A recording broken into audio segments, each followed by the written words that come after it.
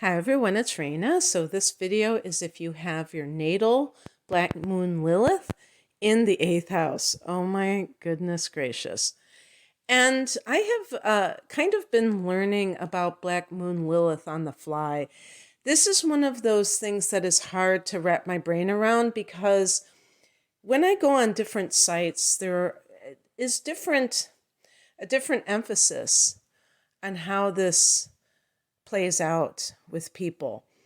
Some almost seem to give it this feminist kind of an influence where someone is defiant of the roles that women have to function under. I don't know if I'm even characterizing that properly, but I have been using a resource from the website advancedastrology.com.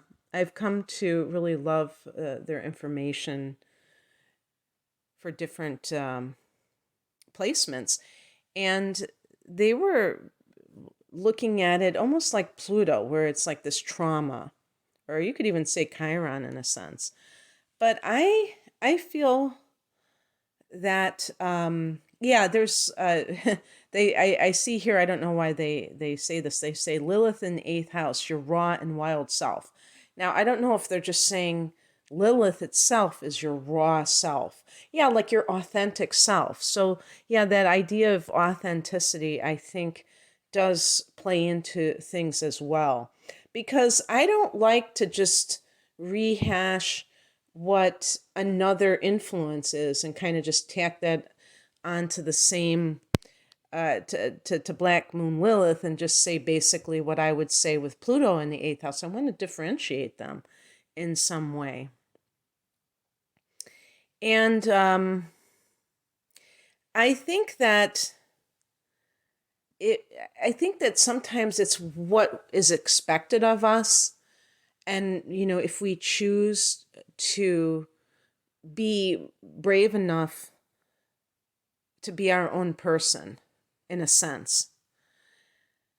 Now, the 8th house has different aspects to it. But one of the big areas that also you could say with Lilith is about sexuality. And it's interesting that the 8th house is the shadow. So with sex and the 8th, there's often the taboo side of things, the secrets that are kept. So we can easily talk about sexual abuse and maybe things like fetishes and, shame can be part of the 8th house. So, by the way, the reason I'm mentioning fetishes, besides the fact that sometimes people feel shame around these because they are an obsession or a compulsion, or they're afraid that other people will judge them as being weird, is that these are things, I would say for the most part, that a person bonds with. It's a sexual imprinting.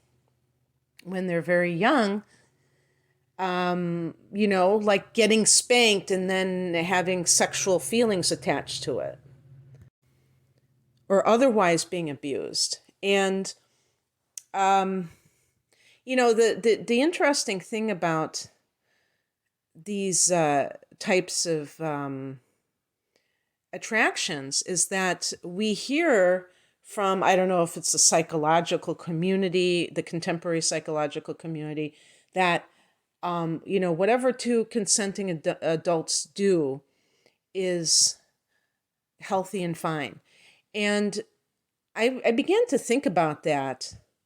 And what I thought to myself is, but doesn't that just trigger, doesn't that just reopen the trauma again, and it keeps that alive for the person?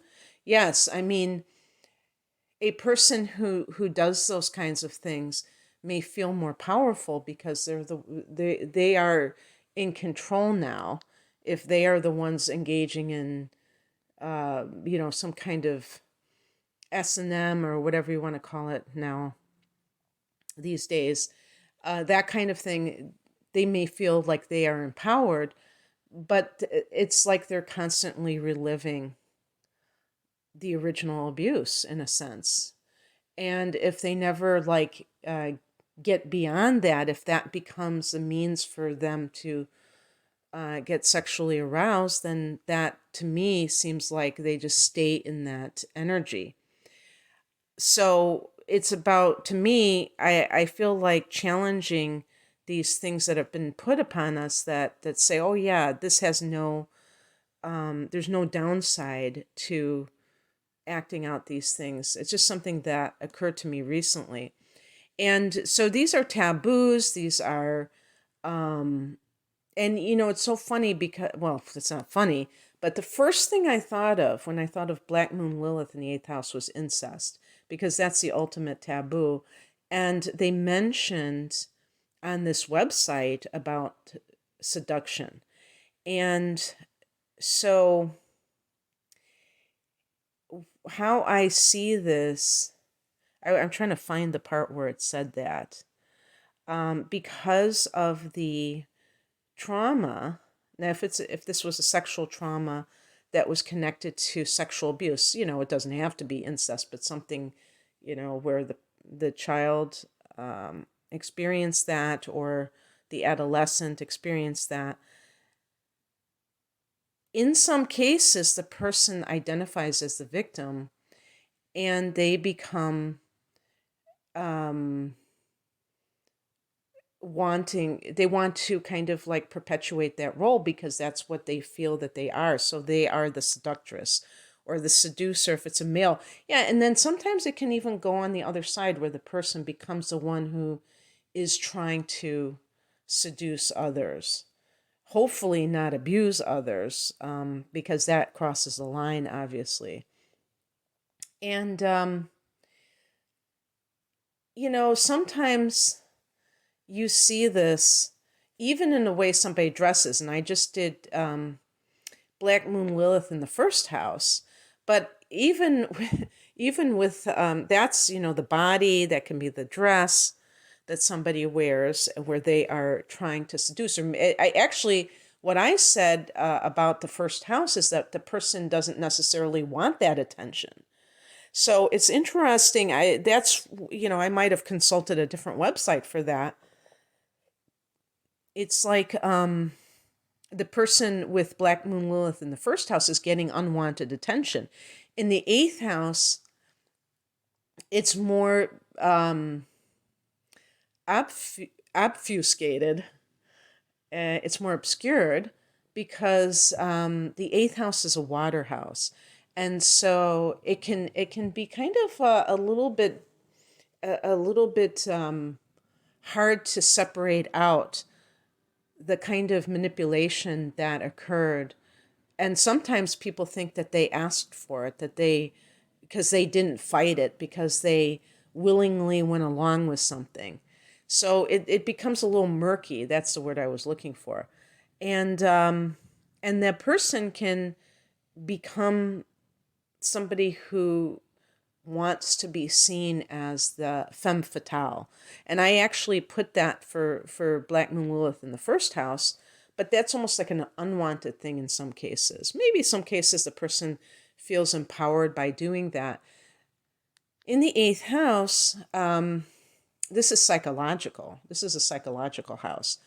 So it's operating at a subtler level. That's what I meant to say. Then the first house is kind of in your face. So if you have this, you understand the dynamics of power. If you were a child, a teenager, and there was somebody, whether it's their status or their physicality, that overpowered you in some way, or their psychological ability to manipulate you into doing something that was traumatic. This is a big place for trust issues as a result of that. And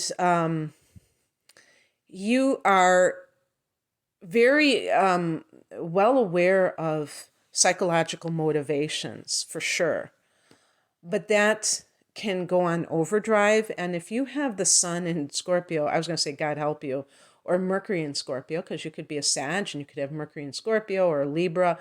But I mean, I'm half joking, but not really, because it's going to amplify that lack of trust. You may feel that people are not to be trusted, that they don't have your best interests at heart.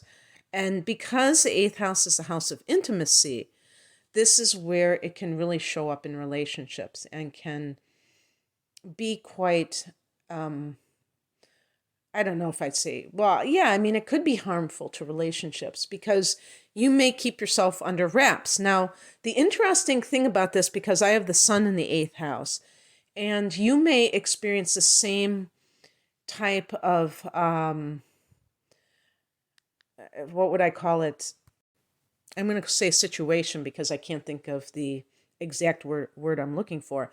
But you may experience the situation where people, even like strangers, come up to you. Maybe you're sitting at a bus stop or in a park or something, and it's like they tell you their life story, and you might even act like a reporter asking them questions, and you barely reveal a thing to them, and it's not even intentional. They might just go on and on about themselves like they're like you're the father confessor or the psychologist, and it's like they don't really know anything about you. And this is something, sometimes this can be a subtle way to maintain control of situations by being the one who is keeping tightly under wraps, but you're having people spill their guts to you. And it is a form of intimacy in that way, but that would be more like a psychotherapist with a client rather than an equal exchange among friends or among just strangers passing in the night. um I like this. I'm going to read this verbatim from advancedastrology.com. Lilith in this house can be obsessed with unearthing secrets. At the same time, Lilith here doesn't like to expose her secrets to the world. So that's kind of what I was talking about, that dynamic. And this is going to modify. I mean, like I said, I have a sun in Sag, and it says she wants privacy and tries to keep out people who are overly curious. It doesn't want others to know more than they absolutely have to know. Lilith in the eighth house tends to be a loner. And, you can say an introvert. It doesn't have to be a loner, like somebody who's totally antisocial. But I don't think that that's really true for me. I think if somebody asked me certain things, that I would be forthcoming. If I don't feel like I have too much to hide. On the internet, different story, because I just, that's just everybody, but in a personal relationship. So mileage may vary for you. You might, have your sun in an air sign, and you might be more social.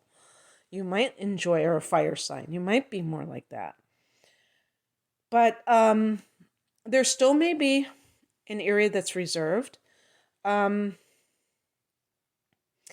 Now, like some of the other placements in the eighth house, sexuality can be met with extremes. And really, if you want to get right down to it, Scorpio, the ruler of the eighth house, is to me a very extreme sign, that it can veer between one thing and another, one extreme and another. So you may be the kind of person who is avoidant of sex, and maybe you just don't even like to engage in discussions about it, or you just kind of shut it out of your mind. Or you could be promiscuous. You could be somebody who is not very discerning in this regard. I think for the people that are having a lot of sexual partners and they may be very short-lived, it's not like something that they're actually trying to form into relationships, that is a substitute for intimacy for a person who feels like they can't trust anyone, but they want to. You see, that's one of the things about Scorpio itself is that, and it makes it such a vicious circle, is that Scorpio wants more than anything in the world to be able to trust other people and to bare their soul to somebody who they can really trust, but they may not feel like they can, that there's somebody actually out there who they can do that with. And so as a result, they may just kind of like keep to themselves, feeling like it's not possible to do that. And as a substitute for emotional intimacy, they have sexual intimacy. But I have found, and I'm dealing mostly with women, so just to let you know, that the friends with benefits thing doesn't seem to really be working out too well for the women who engage in it. Because I think a lot of times that the whole desire to go into that in the first place is because the person has lost faith in other people being there for them. So they figure they're going to get what they can get. And they think, well, I'll just have a good time. And we both know what we're doing. And so it's going to be all good. But really, they may be trying to get that person to want to be with them by going along with it. And they don't even realize that as well. And that's kind of like when somebody feels hurt, they sometimes will mischaracterize what they're doing. And it's a form of lying to oneself, obviously, and trying to minimize their vulnerability. But I feel like a lot of times, I can't speak about men because I haven't really run across men who I've done private readings for who have had that problem with having friends with benefits. It's usually women. And I think that a lot of times the woman, either she's just kind of hardened emotionally and she really believes in her heart that she just wants a physical relationship. But then, she gets hurt when the other person leaves her for, says, hey, I can't do this anymore. I have found somebody that I want to be in a relationship with. Because really, in the back of her mind, she was hoping that this would lead to a relationship. That's what I'm saying. And I know I'm kind of obscuring this because it's not necessarily that clear cut. Sometimes, women enjoy sex. So it's not, it's not like they're just doing it sacrificially. I mean, some might be, but, the most may be doing it for the sake of pleasure, or so they think. But that's what I'm saying. It can only go so far. Then you want something more than that. And I think it also feels, kind of like abandonment when the person leaves the next morning or doesn't want to spend more time, or leaves that night and doesn't want to spend more time that night and have conversations and go out to dinner and stuff like that. It can, the person begins to feel probably dehumanized to some degree. But, and that can trigger the trauma, the sense of abandonment. So it's a very important issue to kind of sort out if there's any patterns that relate to that. I'm trying to see. Oh, well, one thing I don't think that they mentioned, which I'm going to bring up here. Well, one thing I'll just say very quickly about death. This is the house of death. And transformation, they use the word regeneration, which is a great word too. It's like a rebirth.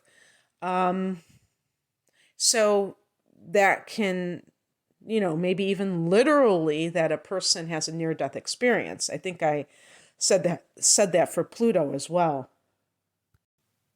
And if you've ever watched any of those near-death experience recounting of those near-death experiences on YouTube, they are phenomenal. They're so inspiring. And one of the things that can happen is that the person can change dramatically their whole outlook on life, but then it really affects their personality, affects probably what they're attracted to, but the way that they carry themselves and just everything. So it's really, really cool. And so the other thing, getting back to this issue surrounding sex, this is the house of other people's money.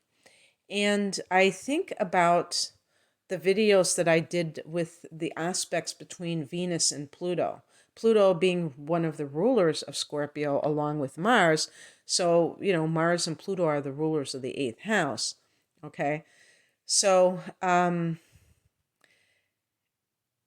the issue of sex and money can be inextricably linked, where a person, and at the extreme, you could say prostitution, but it doesn't have to be that. It's like it can be very, blurred lines again. A person marries for money, but they are expected to be somebody's sex toy. A person,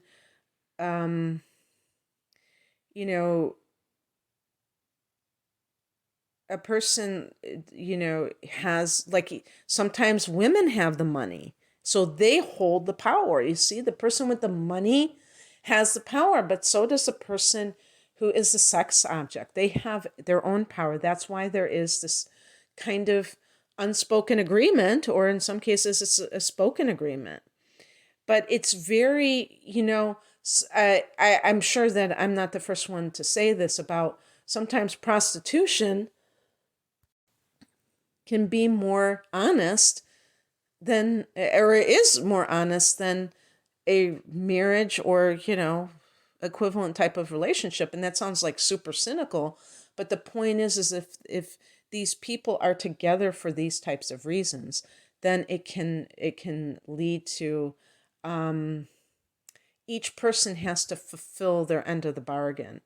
And, you can make the case that all marriages are like that people expect something from that other person. But in this case, money can be seen as a commodity, or love is and sex are seen as commodities. And I'm talking about the Venus connection, but I do believe that this can come into this in this 8th house. They didn't mention it per se. They were talking about just the money angle and being financially aware, just even within themselves, because of what this is the house of, like, borrowing money, and then you have to be on top of that so that you don't get messed up. Taxes, loans, they mention, and your finances intermingling with other people's finances. So inheritances, that kind of thing. So I think I covered just about everything. So that's what I have for you. I think there's a saying, you're only as sick as your secrets. And that is 110% true. Because since this placement and other 8th house placements are so obsessed with, having power over themselves, it actually can lead to disempowerment, because the person fears being exposed or fears somebody taking their personal information and using it against them. Well, what happens? The person is shut down. The person doesn't reveal themselves to others. How many people had parents who barely talked about their childhoods? And what percentage of those people who had those types of parents had healthy relationships with their parents? I think there's a direct correlation between people who are very, tight-lipped about their past and not forming deep relationships. They may have a lot of relationships. Sometimes that's exactly why they have so many, because there's strength in numbers to them. But it's not that deep relationship. When you have a deep relationship, you just need one. You don't need 10 shallow relationships. That won't even touch one deep relationship. And in terms of trust, when you carry yourself with a sense of confidence that there's nothing that somebody can really use against you, then you are immune to it. You're standing in your sovereignty. As long as you have this fear of people finding out certain things about you, then you are under some kind of invisible control. And you think you're so powerful. That's the irony. So just keep that in mind. And of course, you have to be discerning. You don't trust just anybody. That would be foolish. But cultivating that sense of, and I do believe, I was going to say, cultivating that sense of safety when it comes to intimacy, not the sexual variety, that's more of the surface, the deep intimacy of bearing your soul to another person.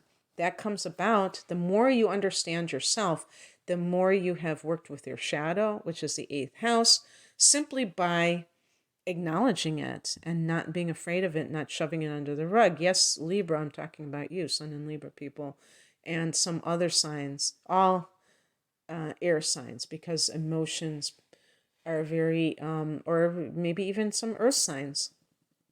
Emotions feel unpredictable and therefore scary or undesirable, overwhelming. Being able to stand and look something squarely in the eye is a very powerful thing to be able to do. And then, it's like that saying, you have nothing to fear but fear itself. There's nothing there. It's a phantom, really. And so a lot of it's born out of shame. The person feels that somehow they're broken, there's something wrong with them. And embrace, just sit in that feeling and say, wow, does this really have control over me? Because being in denial isn't the answer. But likewise, we're not talking about wallowing in things. We're talking about facing them. That to me is what shadow work is. It's not about, it can be going into psychotherapy. It can be all of those things. But to me, ultimately, it's being able to tolerate these things of shame and still love yourself and still be able to nurture yourself in spite of da da da da da. Alrighty then. Thank you for listening. If you would like a private reading, the link is below. Take care. Bye.